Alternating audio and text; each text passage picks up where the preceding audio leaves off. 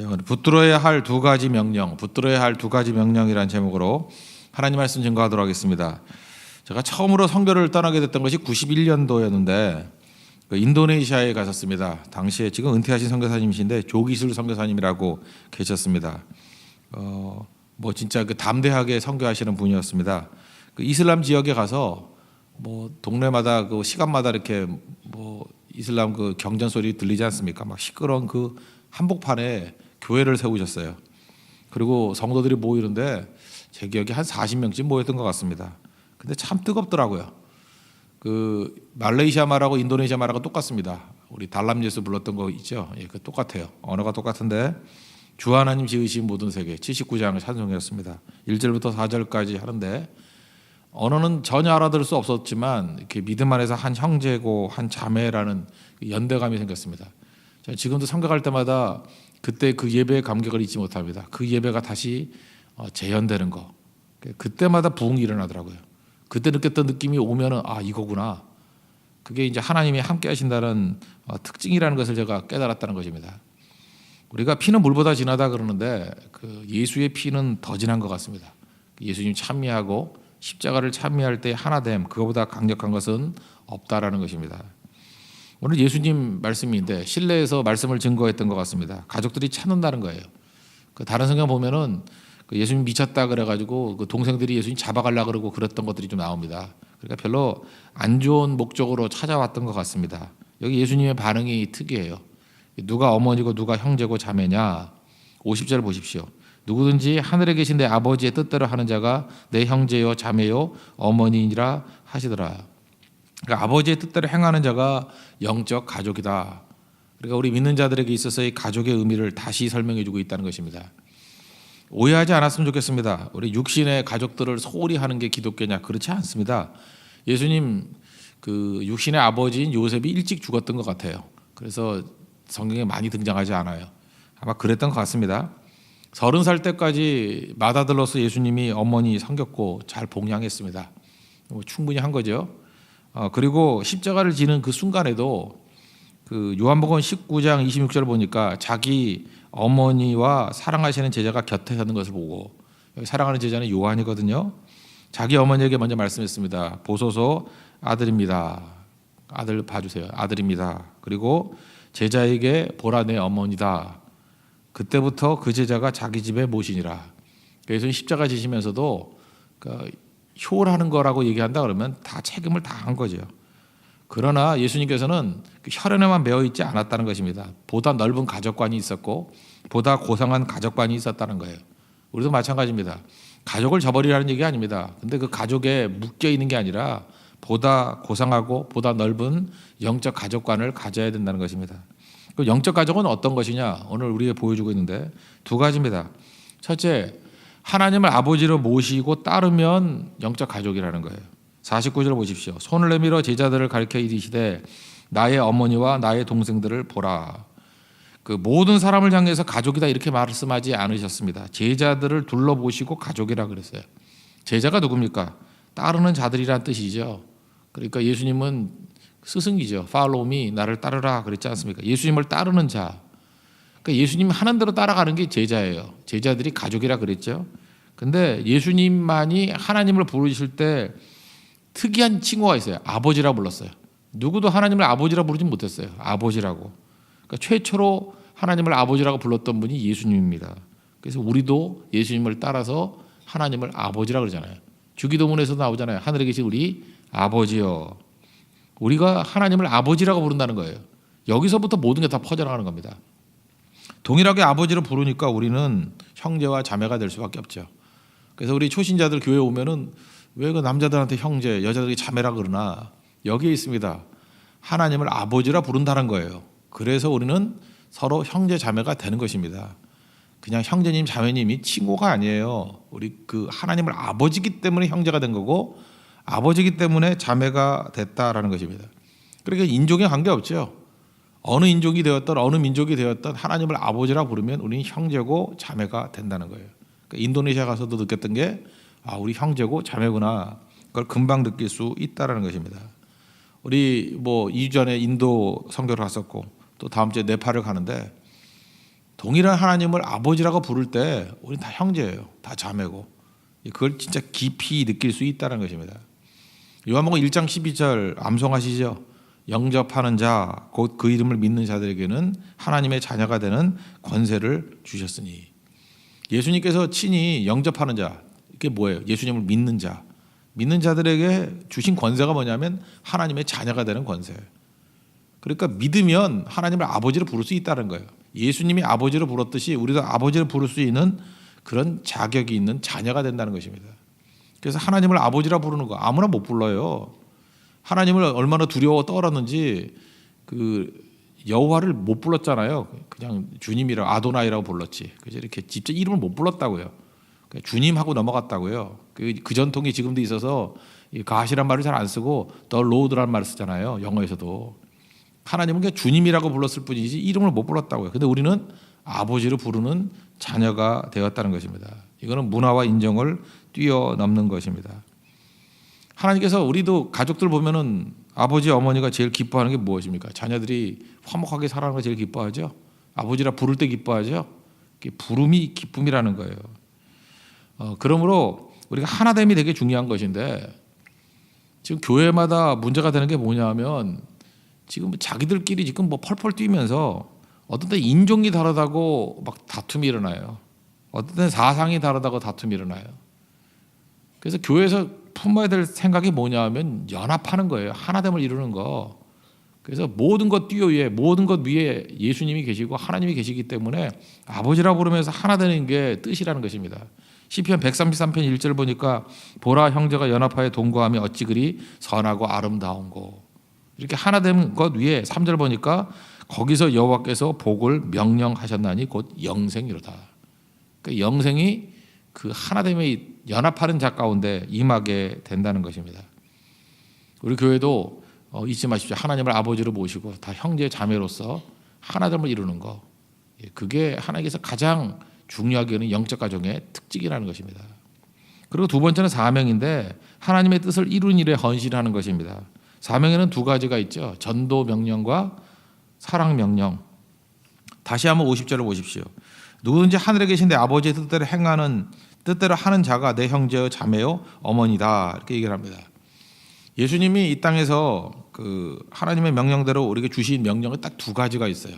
하나는 전도 명령 또는 지상 명령 그러죠. 가장 큰 명령. 또 하나는 사랑 명령이죠. 이 두 가지 이루는 거예요. 그러니까 하나님께서 우리에게 은사를 주시고 축복을 주시고 기회를 주시고 했잖아요. 그러니까 주신 모든 걸 가지고 우리가 해야 될 일은 뭐냐면 명령에 순종하는 거예요. 크게 보면 전도하는 거고 또 하나는 사랑하는 거예요. 전도는 잘하는데 사랑이 없다. 그것도 불완전한 거고 사랑은 있는데 전도를 안 한다. 그건 너무 좁은 겁니다. 이 두 가지는 팽팽한 긴장이 있으면서 이 두 가지를 온전히 순종해야 온전한 그리스도인이 된다는 거예요. 전도 명령과 사랑 명령. 전도 명령은 지상 명령이라고 해서 마태복음 28장 19절 20절에 나오잖아요. 너희는 가서 모든 민족을 제자로 삼아 아버지와 아들과 성령의 이름으로 세례를 베풀고 뭐 20절은 생략하겠습니다. 모든 분방 것을 가르쳐 지키게 하라. 뭐 이런 말씀이죠. 여기 그러니까 모든 민족이잖아요. 그러니까 우린 좁아질 수가 없는 거예요. 교회 안에 머무를 수가 없는 거예요. 그러니까 우리끼리 잘 먹고 잘 산다 이렇게 말할 수 없는 거라고요. 우리는 그냥 무조건 나가는 거예요. 그래서 여러분들 어떤 사람이 이렇게 느낄 거예요. 야, 이게 교회가 이렇게 피곤하냐? 그게 좀 차분하게 그냥 예배만 들으면 좋겠는데 뭐 좀 예배 드릴만 하면 뭐 선교 간다 그러고 예배 드릴만 하면 뭐 고성 가자 그러고 예배 드릴만 한 그러면 자 진짜 담임 목사 얼굴 좀 보자. 맨날 뭐 보이지도 않고 어디 갔냐 그러면 뭐 인도 갔다 그러고 어디 갔냐 그러면 가끔 나오는 성도가 그래요. 꼭 없을 때만 나오잖아요. 예, 그러니까 언제 있냐요. 그래서 꾸준히 나오면 볼 때가 더 많다고. 예. 가끔마다 와가지고 없을 때만 골라와요. 그런 사람도 있다고요. 모든 민족에 가야 돼. 모든 민족에게 교회 사명이 거기에 있다고요. 여러분들이 그냥 예배만 드린다고 다 되는 게 아니라 우리에게 전도 명령이 있다고요. 모든 민족에게. 물론 가까이 있는 사람에게 증거해야 됩니다.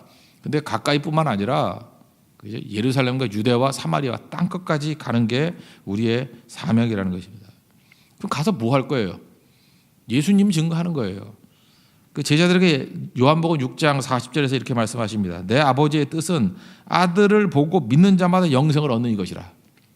아들을 보고 믿는 거예요. 그래서 우리는 아들을 보고 그러니까 아들을 증거해야 될 거 아니에요. 그래서 오영리를 가지고 예수님 증거하는 거예요. 증거하고 예수님을 믿으면 영생을 받는 것, 그거를 기뻐하는 거예요. 그거를 주님께서 원하시는 게 그거라고요. 그 사역 감당해야 된다는 것입니다. 그러니까 복음 증거하지 않고 어떻게 그 일이 이루어지겠어요? 또 묘한 건 뭐냐면요, 우리 되게 약해 보이고 그렇잖아요. 언어도 잘 약하고. 근데 묘한 게 외국에 나가서 증거하면요, 열매가 훨씬 더 많아요. 우리 주변에 전하는 것보다도. 특이해서 그럴까요? 저는 그렇게 생각하지 않아요. 성령의 도우심이에요. 훨씬 강한 도우심으로 우리 전도 명령에 힘을 주신다는 것입니다. 그러니까 가까이 있을 때도 우리가 기도하고 외치면은 그런 일들이 벌어진다고요. 그러니까 끊임없이 전도 사명 감당해야 된다는 것입니다. 우리 맨날 먹을 것이 없다고 그러죠. 뭐 먹고 살아요? 우리는 사명 먹고 사는 거예요. 요한복음 4장에 보면 사마리아 여인과 이렇게 대화 나누시잖아요. 그러다가 제자들을 보냈죠. 뭐 먹을 거 사오라고. 그 와가지고 뭐 사왔어요. 라비아 잡수소서 그랬더니 32절 보니까 나는 니네가 모르는 먹을 양식이 있다. 제자들이 헷갈리는 거예요. 이상하다.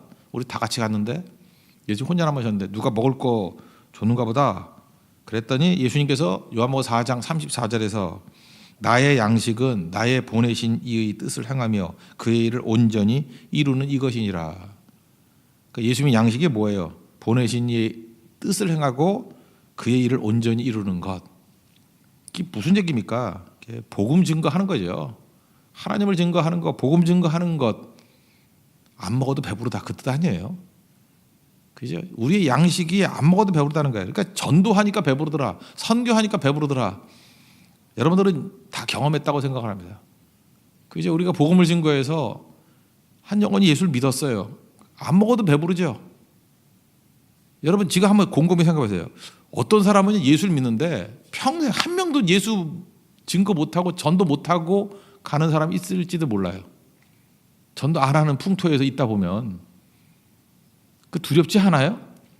너는 구원받았는데 평생 뭐 했냐 그러면 한 명도 나 때문에 예수 믿는 사람이 없어요.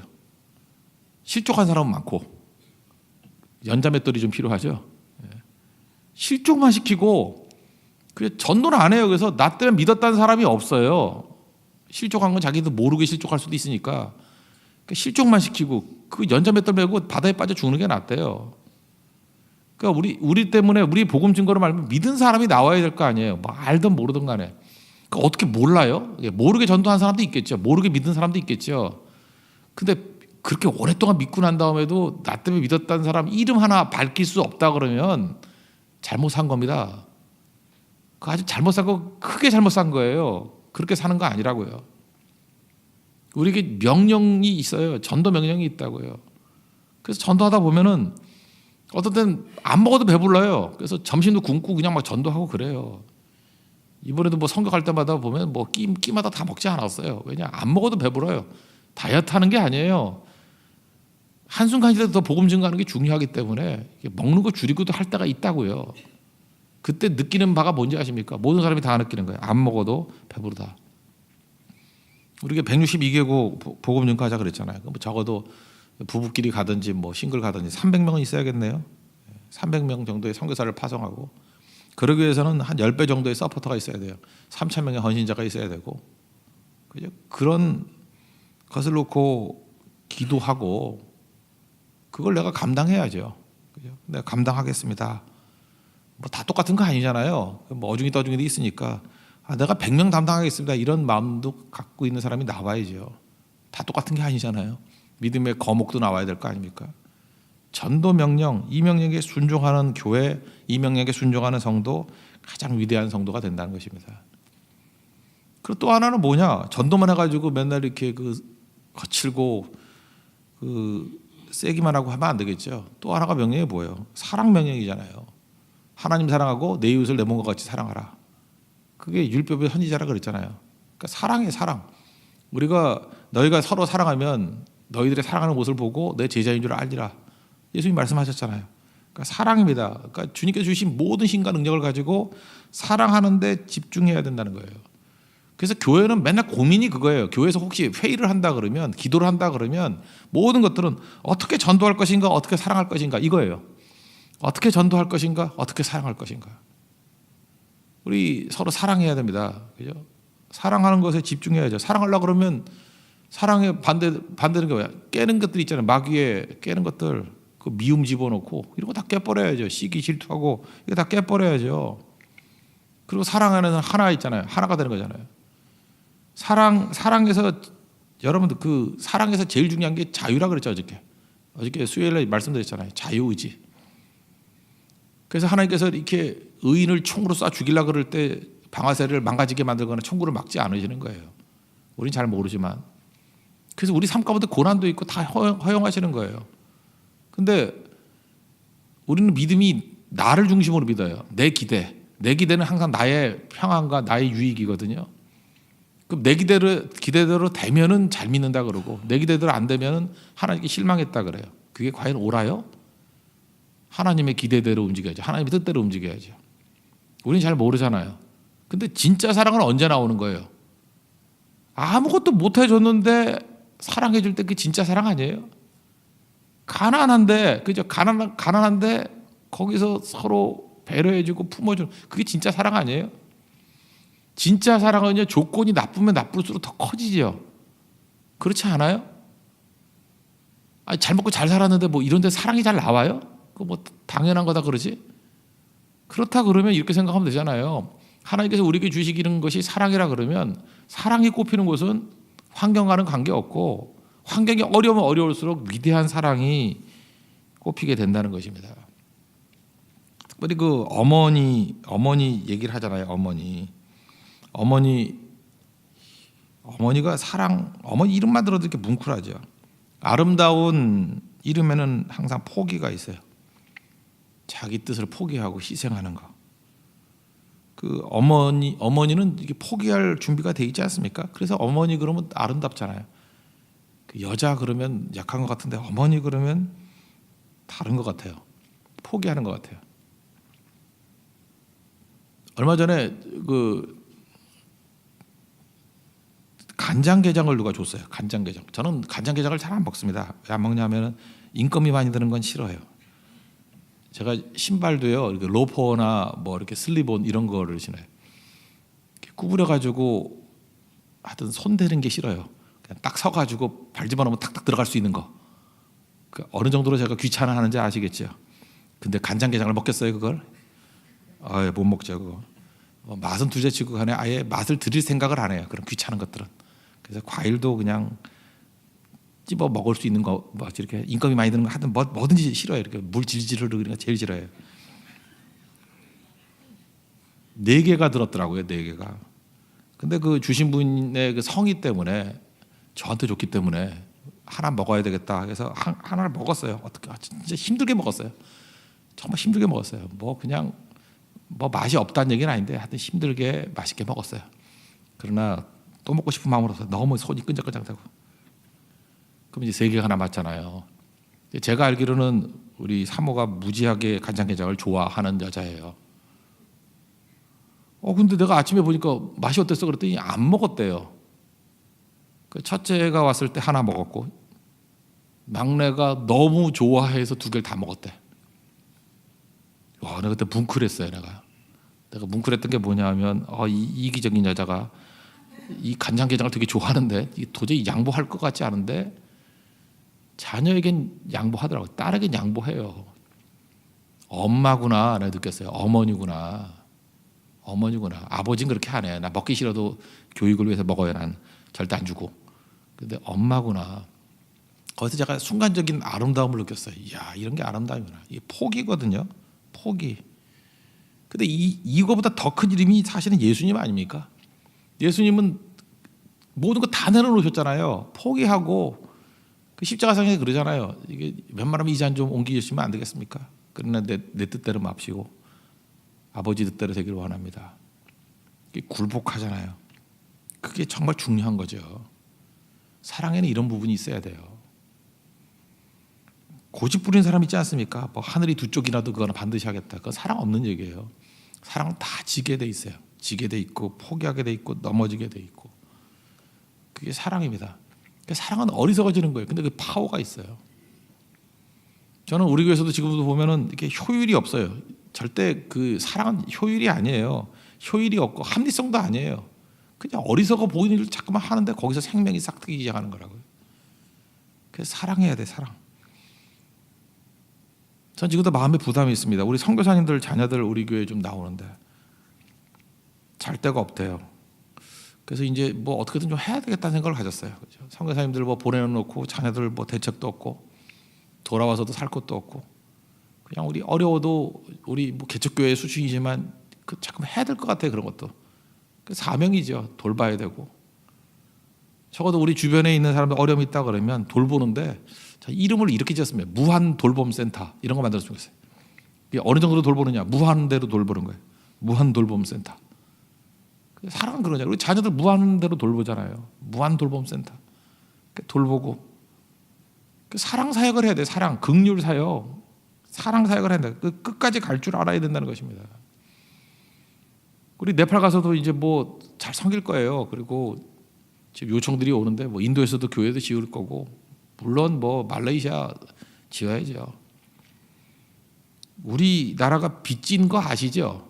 우리 한국 전쟁 이후에 정말 가난하고 우리나라는 가난과 질병의 땅이었습니다. 누가 찾아왔어요? 선교사들이 찾아왔습니다. 그들이 우리를 위해서 진짜 많이 기도해 줬어요. 우리 뭐 알았습니까? 기도해 주고 재정, 돈도 무지하게 들어왔어요. 우리나라 미션 스쿨 하는 그거 다 거기 돈 들어와서 지은 거예요. 교회도 지어줬고요. 정말 많이 했어요. 뭐 학교들 연세 이화 이런 데 다 뭐 선교사들이 세운 거 아닙니까? 고아원 무지 세웠어요. 고아원 우리가 세운 거 아니에요. 거의가 95% 이상 선교사들이 세운 거예요. 양로원 그걸 토대로 해서 우리가 한강의 기적을 이뤘잖아요. 우리 빚진 자입니다. 똑같아요. 전 네팔 가가지고 그런 생각이에요. 베푼다는 생각 절대 안 해요. 너무 하나님 앞에 빚을 많이 져가지고 우리 민족이 진 빚이 있잖아요. 우리 아직 100분의 1도 못 갚았어요. 갚아야 돼요. 더 섬기고 더 나누고 그 일들을 해야 된다는 것입니다. 여러분 남은 평생 하나님께 주신 우리 물질, 기회, 시간 뭐 다 동원해서 건강, 전도 명령과 이 사랑 명령에 순종하는 하나님의 종 되길 바랍니다. 그게 하나님의 자녀예요. 하나님의 가족이라고요. 우리 예수 안에서 한 가족입니다. 우리 온 가족들이 우리 아버지를 부르면서 서로 사랑으로 하나가 되고 이제는 긍휼 사역과 전도 명령에 충성하는 모습으로 나아가는 믿음의 종 되기를 바랍니다. 모두 자리에 일어나겠습니다.